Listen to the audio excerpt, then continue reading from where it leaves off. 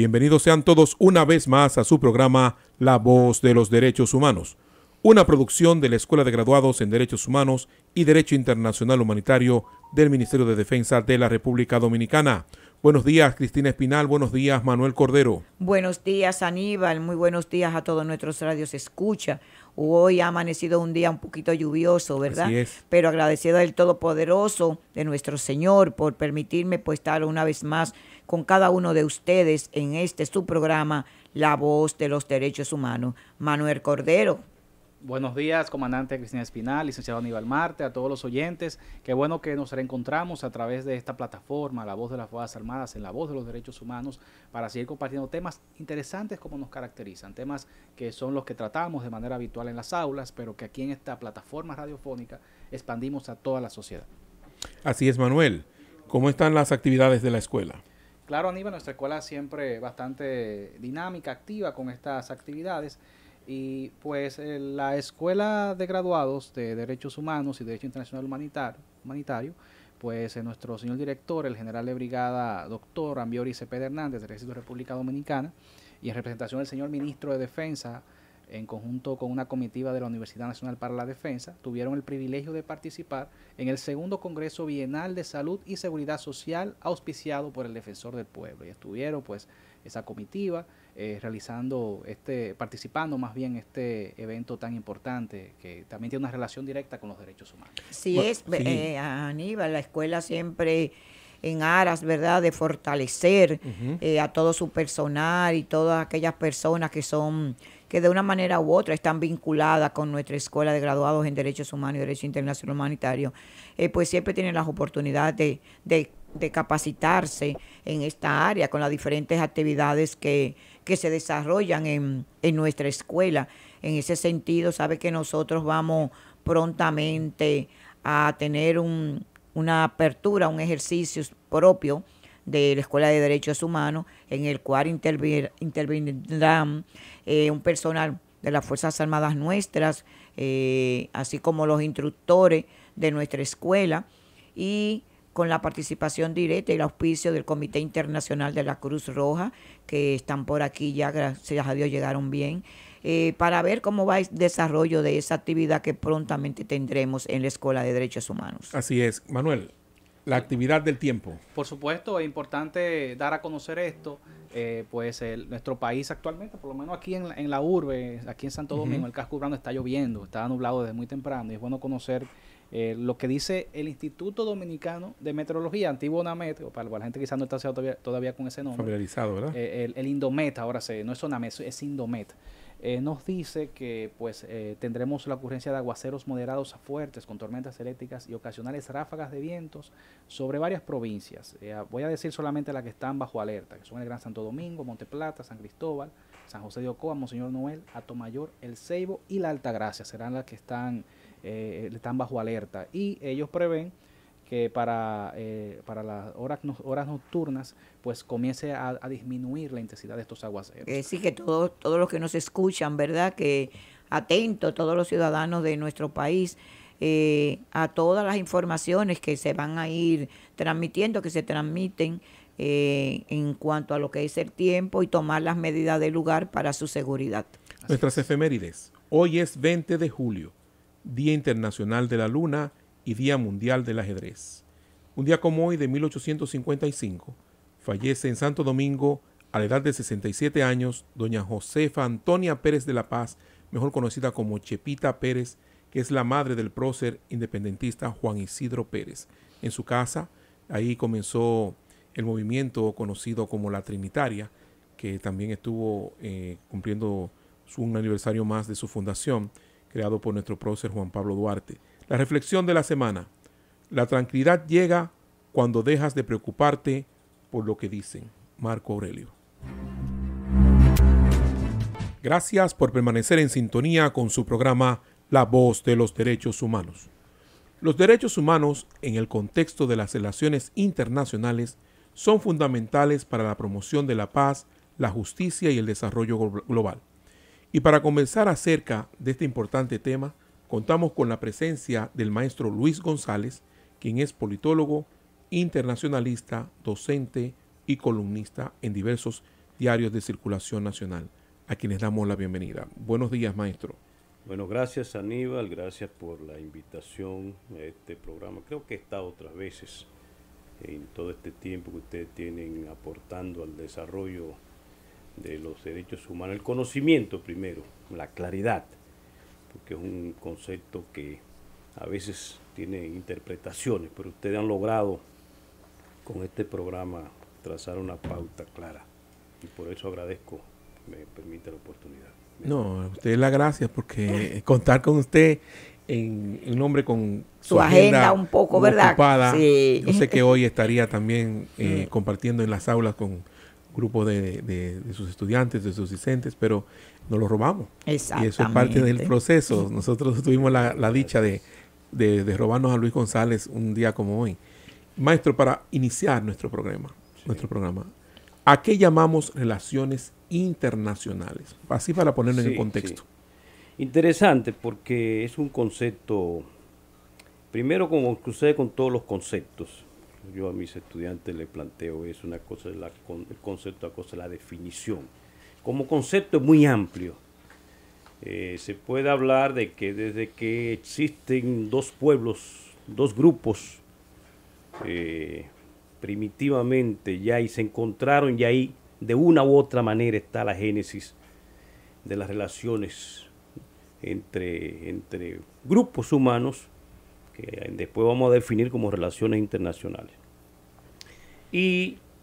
Pero como definición, que es la delimitación precisamente de ese amplio concepto, es tan sencillo como las relaciones entre los actores internacionales, las relaciones formales, incluso con reglas establecidas entre actores internacionales, y es importante que se sepa cuáles son los actores. Los actores fundamentales son el Estado, es el actor por excelencia. Luego están las organizaciones internacionales como tal, y en algunos casos, y ahí yo lo quiero incluir precisamente por el tema que nos convoca esta mañana, el individuo, porque también hasta cierto punto el individuo es uno de esos actores que tiene algunas obligaciones cuando toma algunas iniciativas que afectan a los demás. Cuando de manera parecería que individual toma algunas iniciativas que afectan precisamente un tema como el que nos convoca hoy, que son los derechos humanos. Entonces, en síntesis, son las relaciones entre los pueblos organizados. Esas son las relaciones internacionales. Si vamos a la raíz de la palabra, entonces se debería hacer relaciones entre naciones, entre pueblos, entonces más primitivo. Entonces ya como carrera, que es quizás un concepto más reciente, es después de la Primera Guerra Mundial, la idea de Woodrow Wilson, los 14 puntos, luego los ingleses establecen una de las primeras cátedras, luego Estados Unidos y ya luego el mundo, como que relaciones internacionales. Incluso hay algunos que lo dividen entre RI minúscula y RI, las dos mayúsculas. La minúscula es ya el concepto de relaciones entre pueblos en el mundo, relaciones internacionales entre naciones, y RI internacionales con mayúsculas son la carrera, como del estudio de esas relaciones. Ahí de manera muy en síntesis para no complicar al auditorio, a los que nos escuchan aquí en República Dominicana y el mundo. Pero tengo entendido que dentro de una misma nación puede, o de un mismo país, de un mismo estado, utilizar el concepto Estado, pueden existir dos naciones, pueden haber multinacionales. Hay muchísimos estados multinacionales en el planeta. Y nos vamos, por ejemplo, en el caso Bolivia, y me corrige, maestro, si no es... Por eso es plurinacional, incluso la Constitución boliviana establece el estado plurinacional de Bolivia. Pero los plurinacionales son gran parte de los estados del planeta. Estados Unidos es plurinacional.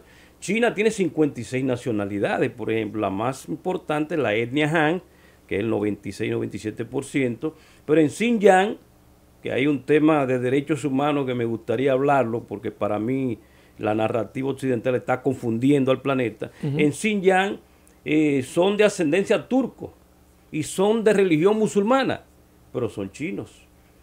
Sin embargo, es una nacionalidad de un grupo, porque el concepto nación es un concepto esencialmente por cultura, por lengua, por tradición, por destino, por origen y destino, independientemente de que forme parte de un mismo Estado. Entonces, por eso es muy buena la aclaración, Aníbal. Sí hay muchísimos estados plurinacionales. Ahora, ante los organismos internacionales, ya ahí no se habla de relaciones internacionales, pero yo siempre he dicho que debería ser la definición relaciones interestatales, porque el Estado es el ente fundamental de las llamadas relaciones internacionales. Si lo vamos a ver del concepto esencial de nación, entonces todo intercambio entre dos pueblos, independientemente de que los estados estén involucrados, ya son relaciones internacionales también. Y en ese sentido, maestro, ¿cómo surge realmente el concepto de relaciones internacionales?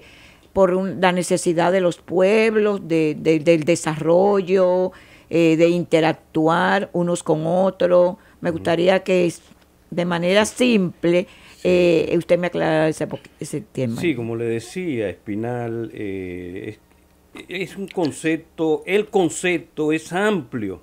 El concepto desde que dos pueblos, dos grupos se encontraron, que generalmente se encontraban y se temían. El ser humano desafortunadamente siempre ha tenido ese temor por el otro, el desconocido.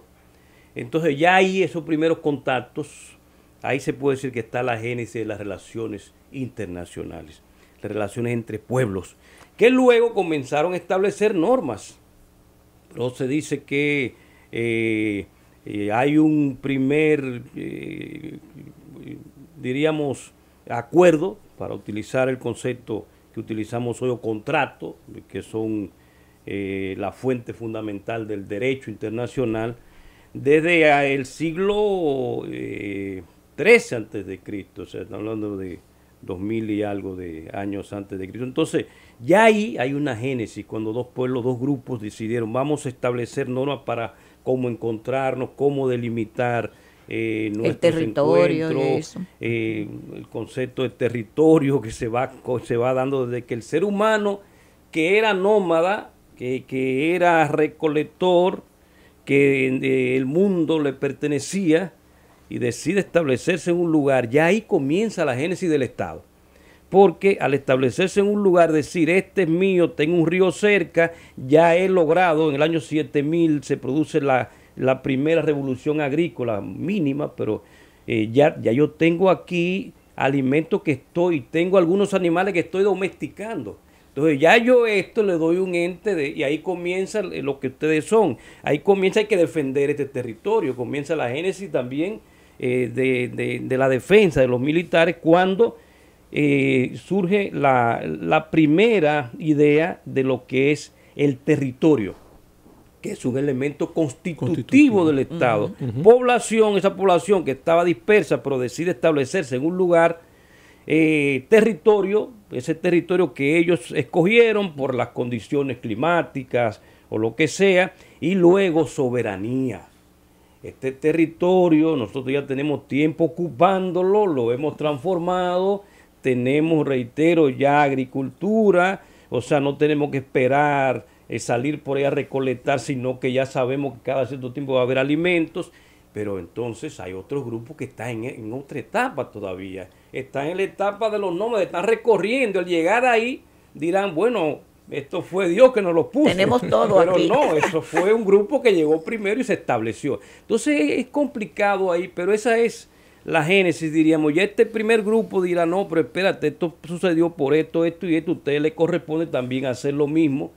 O si no, entonces ahí viene también el otro elemento que ha sido esencial del ser humano, que es la guerra. Entonces, el grupo que llega, que tiene hambre, que lo que esté recolectando y cazando y ve esto ahí, dice, bueno, la única manera es que vamos a quitárselo. Entonces, ¿qué hay esa también la génesis de los grandes problemas? O sea, ¿por qué quitar lo que el otro ya tiene? Eso es la génesis también del expansionismo, del Lebensraum, ese concepto alemán, sobre todo de la geopolítica. Yo creo que ya ahí hay que ver que por eso que tenemos los problemas del mundo del llamado expansionismo. Pero yo tengo una idea, una que estoy desarrollando, ver el planeta como ese espacio vital.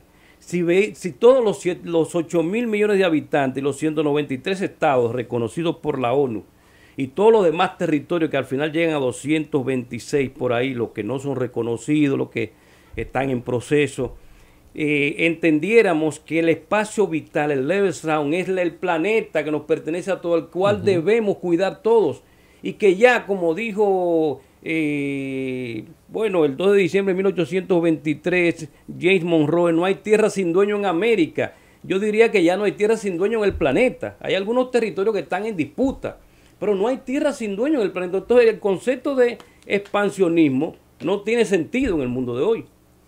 Antes sí, en ese momento sí, porque usted llegó, pero hay mucha tierra por ahí. O usted entendía que podía seguir caminando y establecerse e iniciar el proceso que ellos iniciaron primero. Y yo creo que si hubiéramos pensado más humanamente, hubiéramos dicho, ustedes comenzaron primero, vamos el llamado know-how, ustedes lo hicieron, ¿cómo lo podemos hacer? En vez de enfrentarse.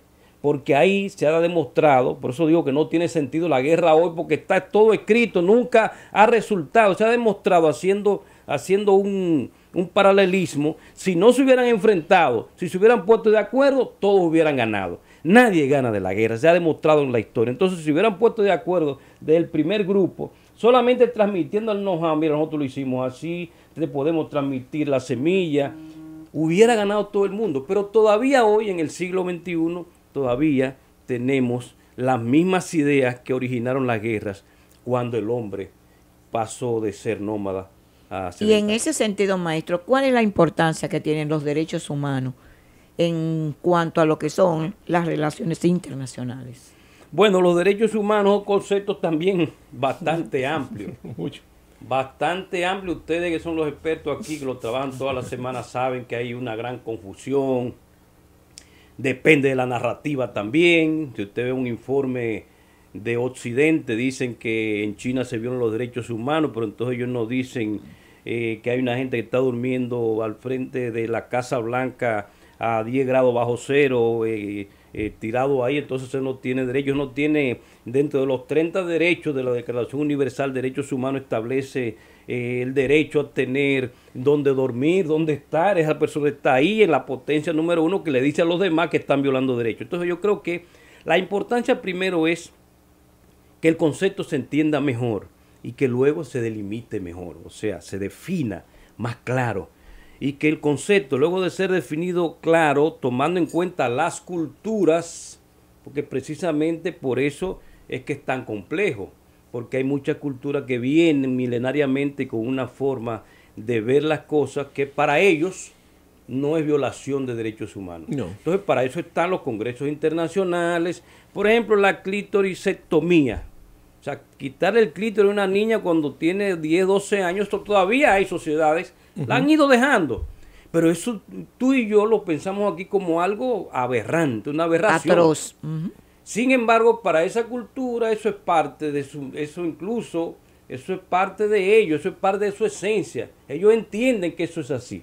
Entonces habría que ver el proceso, cómo se les demuestra, y creo que se ha ido dando. Pero de la noche a la mañana usted no puede imponer a una cultura milenaria que tiene una forma que para ellos no es una aberración todavía, porque entienden que eso es. Entonces, todos esos conceptos hay que tomarlo en cuenta. Entonces, la relación, que es la pregunta que usted me hace, derechos humanos y relaciones internacionales va de la mano, entonces están vinculados, diríamos que uno se complementa con el otro, porque el principal violador, se supone, de los derechos humanos es precisamente el actor fundamental de las relaciones internacionales, que es el Estado. El Estado. Por eso es que aquí está el problema en El Salvador, tengo que mencionarlo, porque yo sé que ustedes lo han debatido muchas veces aquí, que si Bukele viola o no viola los derechos humanos. Entonces mi pregunta es, ¿y estos trogloditas que tenían 20 años impidiendo que la gente tuviera libertad de tránsito, libertad de empleo, esa gente le violaron los 30 derechos humanos a todo el mundo, y ese pequeño grupito, entonces hay que cuidarlo, a ellos hay que entonces esperar todo el debido proceso, porque ellos que le violan los derechos humanos no son el Estado, sí, pero son entes que también tienen que asumir responsabilidades. Y ahí es que yo quiero incluir en una nueva reforma ese concepto y a la definición. Esos individuos también están violando derechos humanos. O sea, porque ellos no sean el Estado, no están violándole todos los derechos a los demás, al que trabaja, al que estudia, al que lleva una vida, al que cumple con las reglas. Entonces, si un Estado asume en base a sus normas constitucionales, porque lo que hizo Bukele fue establecer un artículo de la Constitución de El Salvador para por un tiempo determinado, porque eso no es para toda la vida, algunos derechos pero está establecido en la Constitución. El que cumple, el que es respetuoso no tuvo problema en El Salvador. En esos momentos en que la policía salía, claro, eso se presta, como se presta a que en las llamadas red tú también saques a una gente que quizás no esté dentro de esa. Esos son de los asuntos que hay que ver, pero también hay que ver quiénes violan también los derechos humanos independientemente. Y los beneficios que obtiene la sociedad. Y los beneficios que tiene la sociedad, que ya ahora toda esa gente puede decir, déjame ir al parque, tengo libertad de tránsito. Antes no había libertad de tránsito en El Salvador. Y no era el Estado que se lo impedía ese grupito de trogloditas. Entonces un Estado que no hace algo para impedir que otro me viole los derechos humanos, indirectamente es el que me lo está violando. Eso es correcto. Le está violando a la mayoría. Porque no está garantizando. Por no hacer algo para que esa minoría entienda que el yo es enemigo del nosotros. Esa es la esencia del concepto precisamente de derechos humanos de China. O sea, el individualismo, una persona no puede estar violando los derechos a todo el mundo, al grupo, al colectivo, y usted no poder hacer nada con a la ese mayoría, individuo. claro. Hay que buscar la manera, por eso digo que es cuestión de redefinir algunos conceptos para luego entonces ver cómo de ahora en adelante el Estado tiene su responsabilidad, pero otros entes que, como les dije en la definición ya de derecho internacional, las fuentes y los sujetos, fuentes por un lado y sujetos también, el Estado, las organizaciones internacionales y el individuo como sujeto de derecho internacional. Ese tipo de individuo tiene que ser sujeto de derecho internacional para usted poder entonces, ante una violación que él le cometa o a un ente internacional, incluso a su propio pueblo, tener responsabilidad. Bueno, maestro González, y precisamente a pesar de que los estados, diría yo en su totalidad o la gran mayoría, han firmado los diferentes convenios, tratados que versan en materia de derechos humanos, obviamente bajo el concepto de relaciones internacionales, existen violaciones. Eso no se pierde. Entonces, en ese sentido quiero preguntarle, ¿cuáles son los mecanismos que existen a nivel internacional para garantizar el cumplimiento de los derechos humanos? Bueno, el tema de las relaciones internacionales en general tiene un problema, un hándicap, y es la no vinculación. No es tan vinculante. No hay forma de decir, con excepción de los llamados sanciones, que desafortunadamente ahora no, casi siempre son unilaterales porque no salen de los organismos. Hay países que la toman porque sí, se supone que deben salir después de un proceso de votación, ya sea en el Consejo de Seguridad de la ONU. Entonces, mi respuesta a tu pregunta es que no es tan sencillo por eso, por lo complicado que es ejecutar una decisión en contra de un Estado determinado, porque tú no le puedes decir, bueno, no lo vas a apresar, por ejemplo, que un individuo se puede dentro de un Estado. Están o las sanciones o buscar entonces el responsable individual, porque miran, ahí está el concepto. El Estado, se supone que el Estado tal le está violando, pero encima de ese Estado hay una persona o un grupo de personas. Creo que los responsables no es el Estado, sino ese grupo de personas. Por ejemplo, en Serbia, aunque eso ahora se está revisando de nuevo, Slobodan Milosevic, ustedes recuerdan, la OTAN ahí bombardeó todo eso. Ese es el responsable, el Slobodan Milosevic. O sea, Serbia como Estado se supone que violaba los derechos humanos, pero era bajo una persona, un grupo en este momento. Por ejemplo, Pol Pot, yo estuve el año pasado en Camboya, y ahí todavía eso está vivo, porque fue un genocidio. Pero Pol Pot entendía que él lo que estaba era defendiendo una idea de una mejor sociedad, porque ese es el lío también, se autodefinen como que están trabajando por el bien de la sociedad, por el bien común, pero fue un genocidio, ¿verdad? Entonces, ¿qué sucedió ahí? Que la persona, se puede decir, en Camboya viola los derechos humanos, pero no es Camboya, es Pol Pot con su idea que está violando los derechos a la gran mayoría, porque él entiende, y como Camboya también sucedió, que fue un enfrentamiento étnico, pero sucedió también en Ruanda. Ustedes han visto el tema de Ruanda, incluso hay una película muy buena entre dos grupos, pero ahí hasta cierto punto le están violando los derechos a los humanos, a los que un grupo, los Tutsi, no recuerdo, eran dos, exacto, entendían. Entonces, cuando usted no era del grupo que representaba el que se había impuesto, entonces usted le tocaba morir o lo apresaban, le estaban violando sus derechos humanos. Entonces ahí habría que ver, ¿era el Estado, era Ruanda como Estado? Era ese grupo. Entonces por eso le respondo la pregunta, es muy complicado, porque ahí si sancionan a Ruanda, están sancionando indirectamente al mismo pueblo que está recibiendo la violación a los derechos humanos. Creo que hay que identificar. Mire, el caso de Haití lo tenemos al lado. El caso de Haití, ahí están esas figuras que ahora, no sé, están un poquito más tranquilas después que llegaron el grupo de Kenia, y ya luego, y la policía haitiana también se reorganizó, porque esa fue la idea de la resolución 2699, me parece, del 2 de octubre del 2023, es que sea un acompañamiento a la policía interna. Entonces ahí habría que ver, se le están violando los derechos a muchos haitianos que no podían moverse, o sea, buscando la definición de vamos a poner los 30 derechos de la Declaración Universal. Hay más, pero esos. Ahí la movilidad, el derecho a esto se le estaban violando, pero no era el Estado, era un grupito ahí, beligerante, que hay, incluso ese grupito tenía un líder, Barbecue, no sé si sigue estando como líder, Jimmy Cherizier, que incluso se autodenominó como un defensor de los derechos, porque se pasó de ser un criminal, como la gente lo veía, a un defensor pero le estaba violando los derechos humanos a la mayoría. Entonces habría que ver ahí, sancionamos a Haití. Primero Haití no existía, ahora es que se está resistiendo, porque después que asesinan al presidente de Haití el 7 de julio del año 2021, Jovenel Moïse, entonces accede al poder de manera inconstitucional e ilegal a través de un tuit que se dieron cuenta los haitianos, el primer ministro Ariel Henry.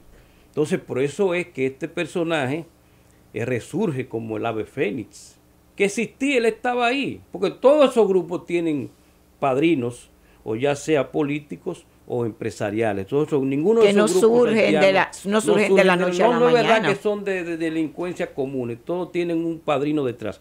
Entonces este hombre resurge, ¿por qué? Porque entendía que Ariel Henry no representaba, y de hecho no era ni constitucional ni era. Entonces ahí está, por eso es que es tan complicado el tema. Ariel Henry como primer ministro y como líder de Haití, ¿era el que le estaba violando los derechos humanos o era el Barbecue y su grupo de bandas? Entonces definir eso y cuál representa al Estado, para entonces decir el Estado haitiano le está violando. Es un concepto complicado. Yo sé que ustedes aquí cada semana tienen ese desafío de ver cómo ante opiniones diversas. Por ejemplo, yo creo y lo defiendo y estoy dispuesto a debatirlo aquí con todos los que dicen lo contrario, que para mí Bukele no es verdad que le está violando los derechos humanos al pueblo salvadoreño. No le está violando los derechos al pueblo salvadoreño. Ahora, que ese grupito entienda que tiene unos derechos, claro que los tiene, pues se lo están cumpliendo, pero en ese momento hay una decisión constitucional de estado de excepción. Y entonces en ese estado de excepción hay unos grupos que han venido, que tienen prueba de, incluso la misma evidencia de no solamente porque tengan los tatuajes y las cosas, porque por eso no. Pero son grupos que están ahí, se veían públicamente, estaban ahí, ellos eran los que dominaban las ciudades, sobre todo San Salvador, la capital de. Entonces por eso es tan apasionante, interesante el tema, y reitero, y lo voy a decir desde aquí, de este programa tan importante sobre ese tema, el mundo tiene que replantearse, tenemos que llamar a una convención global sobre derechos humanos para ver precisamente los organismos. Aquí tenemos en las Américas, ahí en Costa Rica tenemos la Corte Interamericana. O sea, nosotros tenemos aquí cerca. Pero también está en Washington la Comisión Interamericana. Pero también la ONU tiene otros. Hay varias instituciones que tienen que ver con este tema, que precisamente responderían a la pregunta, porque ellos son los que se supone que deben. Pero primero hay que definir quién lo ha violado y quién no. Y quién está definiendo que lo viola tal o cual. O sea, a veces no se tiene la moral para decir que usted lo está violando, cuando yo quizás soy uno de los grandes violadores también. Maestro, las violaciones a derechos humanos Sí. afectan las relaciones diplomáticas entre los países. Sí, cuando sucede precisamente esa última expresión con la que terminé mis palabras. Cuando usted cada año dice que yo estoy violando los derechos humanos, eso me va a afectar, tiene que demostrármelo. Yo como Estado, o sea, yo soy el Estado B y usted el Estado A. Usted todos los años dice que yo estoy violando los derechos humanos. Es más, vamos a poner dos nombres, Estados Unidos y China, Occidente contra China, con el tema de Xinjiang, que es una de las 5 regiones autónomas. China tiene 23 provincias, en la que está Taiwán, pero ya ese es otro tema. Tiene 5 regiones autónomas, entre las que está Xinjiang. Entonces ahí se dice, según los informes de Estados Unidos y de Europa, que son los que, sobre todo los que generan esos informes, que se le está violando los derechos humanos al pueblo uigur, a los uigures. O sea, es el grupo nacional dentro de las 56 nacionalidades que están en la capital, que se llama Urumqi, y que se supone que hay campos de regeneración o de enseñarle eso. Entonces todo eso, si tú no tienes pruebas claras y si tú dentro del pueblo no lo puedes definir como una violación, tú no puedes salir por ahí a decir. Entonces ahí te respondo la pregunta, claro que afecta, porque China no está viendo bien que le estén diciendo que están violando, cuando lo que ha sucedido es que el per cápita, la vida y las condiciones de vida, o sea, todo, si tomamos los 30 derechos humanos, quizás el concepto de libertad de reunión, podríamos decir, las libertades políticas en el concepto que tenemos en Occidente, porque por eso digo que es un concepto muy amplio, libertad de expresión, pero después la libertad de movilidad, eso no se le impide. Yo me he encontrado con ciudadanos de esa zona, porque se notan, porque son de ascendencia, físicamente son diferentes, porque son de ascendencia turco más que de la etnia Han. Y viajan por todo el país y por el mundo, tienen libertad de movimiento, de movilidad, de trabajo, lo que sucede con esos pueblos que tienen mejor calidad de vida, cada día más oportunidades. Entonces al final, ¿de qué violación de derechos humanos me está hablando cuando este es el único país del planeta que ha sacado a 700 millones de gente de la pobreza? Es el único país del planeta que ha declarado en el año 2022, y no fui yo, sino la FAO, que declaró que erradicó la pobreza extrema. Los 1.431 millones de chinos comen todos los días. En Estados Unidos hay 23 millones que no ha comido hoy ni sabe si va a comer mañana o pasado. Entonces hay que ver todo eso para... Entonces, en síntesis, Aníbal, sí afecta las relaciones internacionales, la diplomacia entre los pueblos, cuando tú insistes en algo sin tener ni siquiera las pruebas o ni siquiera llevarlo a las instituciones correspondientes para sentarnos a debatir y ver en qué sentido, cuáles son las pruebas que tú tienes para... Sí, porque afecta realmente, claro que sí. Aníbal, porque el dinamismo de los estados, por un ejemplo, está en esa política exterior. Si esa política exterior no está buena, si no tiene una buena imagen, así mismo va a afectar Por todo. eso que me pregunto, Sí. ¿quién le da a un pueblo, a un país, a una nación, la potestad de poder juzgar en que otro país, en otra nación, se violan los derechos humanos? Entonces, condenarlo. Entonces, Sí. ¿quién te da esa potestad? ¿Existe algún un instrumento legal? ¿Existe alguna organización que te lo permite o que te autoriza? Se supone que hay instituciones, que muchas veces fundaciones o son organismos que son los que generan esos informes, pero casi siempre nunca ven cuando ellos también los violan los derechos humanos. Solamente se ve cuando los demás El otro. lo Que hacen. República Dominicana es un país xenófobo. ¿Dónde tú me pruebas eso? ¿Por qué tú me acusas de xenófobo? Porque yo soy un país que le he dado la oportunidad a Pero que este es un país todo el que venga aquí multinacional también y multirracial. Claro. O sea, ¿cómo vamos nosotros a decir que este es un país racista cuando el dominicano es desde blanco? El concepto blanco creo que un 2% de la población dominicana, si vamos a decir que la definición de lo que es un blanco histórico, pero aquí el 90% somos mestizos y mulatos. Y hay de todo, hay de todos los colores y nos compartimos y vivimos juntos. No es verdad que hay, es más al contrario. Lo que sí se ha demostrado históricamente es que los haitianos tienen un problema con los blancos. Ellos sí son racistas, pero está ahí en su constitución y está en sus primeras acciones.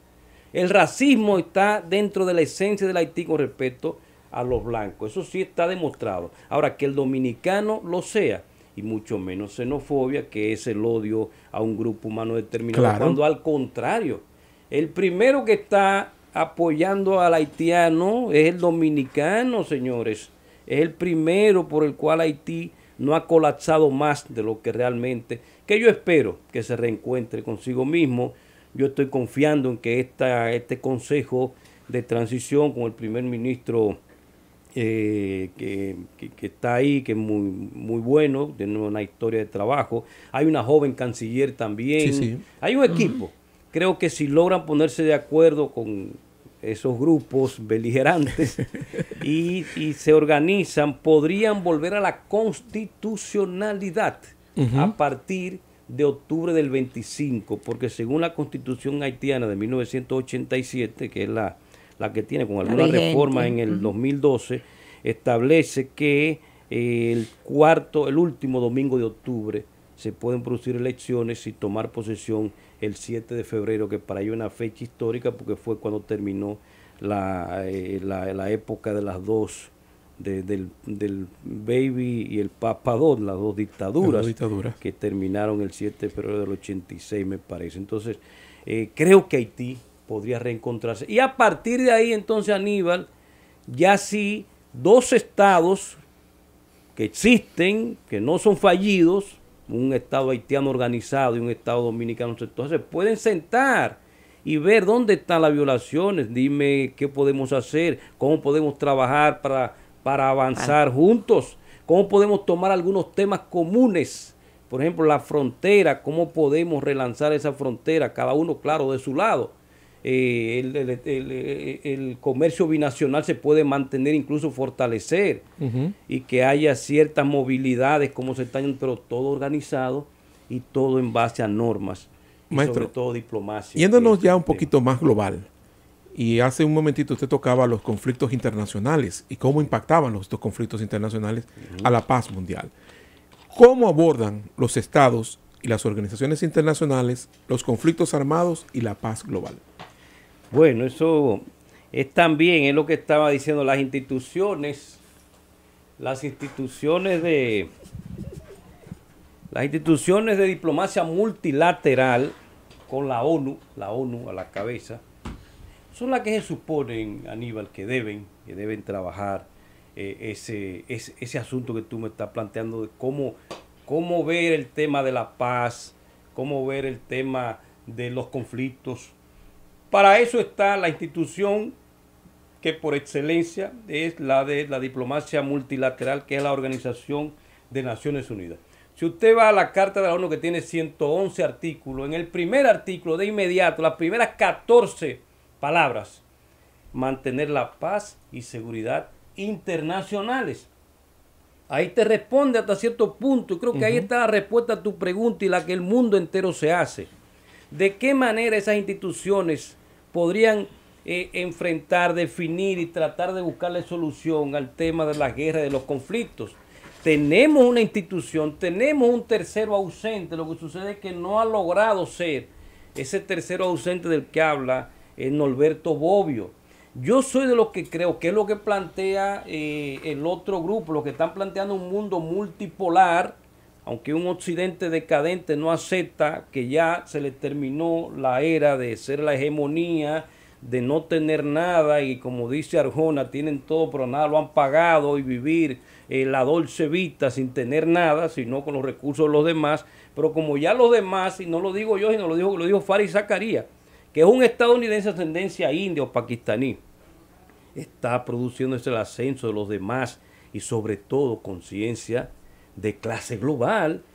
O sea, nosotros somos el 90% de la población, somos el 60% de los recursos y el del PIB también.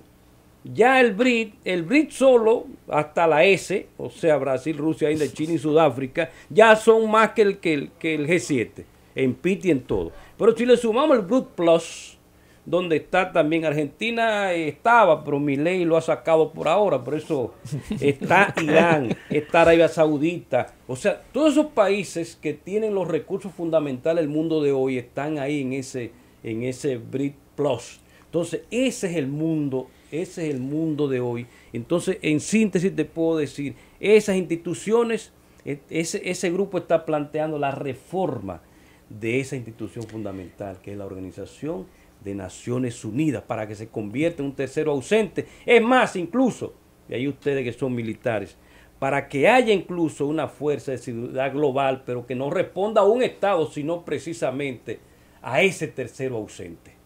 Y cuando tengamos eso, entonces no va a ser Estados Unidos, ni China, ni Rusia, sino ese tercero ausente que va a decir, bueno, el Estado tal que representa a Aníbal, o el Estado tal que representa a Luis González, se está saliendo del... Entonces no es un Estado individual que va a salir como policía del mundo, sino primero se reúne la ONU, emite una resolución de un Consejo de Seguridad que no va a tener 5 miembros permanentes con derecho a veto, sino 10 miembros permanentes sin derecho a veto ninguno. Esa es mi sugerencia. Entonces van a decidir si el Estado tal hay que hacer algo con ello. Entonces para eso está la fuerza multinacional. La OTAN debe desaparecer como desapareció el Pacto de Varsovia en el año 1991. Ese es uno de los problemas fundamentales del mundo de hoy, que existe una OTAN que está sustituyendo a ese tercero ausente que debería existir como defensa colectiva real. No de un grupito, sino del planeta. La defensa colectiva del planeta, para que el que se quiera salir de ahí, el que quiera pasar de listo, entonces está eso. Pero esa es la nueva arquitectura global, que no es tan complicada, y eso se logra con un pacto global. Maestro, hay un tema que no podemos dejar de lado, y es el cambio climático. En razón de que es un derecho fundamental y un derecho también de tercera generación. Hablar de cambio climático. ¿Cómo pueden los países cooperar internacionalmente para abordar el cambio climático y sus efectos? Precisamente en ese pacto global, es que ese es uno de los temas. En vez de estarnos matando, buscando amenazas que no existen, buscando enemigos para justificar nuestra existencia, entiéndase la OTAN, como tenía tanto tiempo cobrando el 2% a algunos países, otros no pagaban nada, otros sí. Entonces Donald Trump le dijo en el gobierno pasado, vamos a eliminar esto, porque aquí nadie paga y no tiene razón de ser. Entonces buscaron. Entonces, ¿qué es la pregunta que me hace? El cambio climático en ese pacto global, ese es uno de los temas que tenemos que enfrentar en este espacio vital. Usted recuerda que le hablé del Levels Round como espacio vital, que algunos países lo justificaban para expandirse, pero a costa de los demás. Ya es un concepto que tiene una génesis perversa, porque entonces yo me quiero expandir, el otro grupo que está ahí no tiene derecho. Tiene derecho también, esa tierra de ellos, esos recursos son de ellos. Yo puedo tener ese recurso, pero en base a diplomacia. Tengo esto y tú me das esto. Esa debe ser la esencia, pero bueno, volviendo al tema del cambio climático, entonces eso es uno de los temas fundamentales del Lebensraum, proteger al planeta. Sin embargo, hay un liderazgo global, y yo sé que estamos en la postrimería, un líder que fue presidente, va a hacer historia, porque va a ser el segundo presidente que va a ser presidente 2 veces con uno de por medio. El primero fue Grover Cleveland, presidente 22 y 24, y el segundo va a ser Donald Trump, presidente creo que 47 y 49, eso hay que buscarlo. Y ese Donald Trump y J.D. Vance, su candidato a la vicepresidencia, un joven de 39 años. Vean la película, una elegía rural, para que vean cómo piensa él y de dónde viene, y para que vean qué son los Estados Unidos. Ellos no creen mucho en eso, ellos dicen que eso es ficción, que eso no es tan así como se dice. Los dos piensan así, y son hasta ahora una potencia importante del planeta. Entonces hay que ver eso también. Magistrado, maestro, el tiempo en la radio es sumamente traicionero y seguir hablando de este tema es apasionante. Necesitamos más tiempo. Más tiempo. Pero una reflexión final antes de despedirnos. No esto, vamos a redefinir los conceptos. Yo creo que hay muchos conceptos. El mundo necesita, incluso la definición de política, de derechos humanos, de democracia, señores, demócratos. O sea, los dos mayores defensores de la democracia tienen sistemas políticos que no son democráticos ninguno. Por ejemplo, Estados Unidos tiene un sistema político que, por ejemplo, en el 2016, Donald Trump ganó, pero el pueblo votó fue por Hillary Clinton. La mayoría votó. Ahora en el Parlamento Europeo, en la Unión Europea, es antidemocrático totalmente porque la gente vota por el Parlamento, pero ese Parlamento no toma ninguna decisión. La decisión la toma la Comisión Europea. ¿Y quién está al frente de la Comisión Europea? Una gente que nadie vota por ella. Ahora está Ursula von der Leyen para desgracia de los europeos y del mundo entero. Pero nadie vota por eso, es antidemocrático. Entonces yo creo, mi reflexión final es, tenemos que sentarnos, hacer ese pacto global, redefinir los conceptos de acuerdo a la realidad que estamos viviendo en el mundo de hoy, entre ellos los derechos humanos. Gracias, maestro Luis González, por habernos acompañado esta mañana y a todos ustedes por el favor de su sintonía. Les invitamos a seguir con la programación de la radioemisora cultural La Voz de las Fuerzas Armadas, la que más escucha, la que más lejos llega. Hasta la próxima.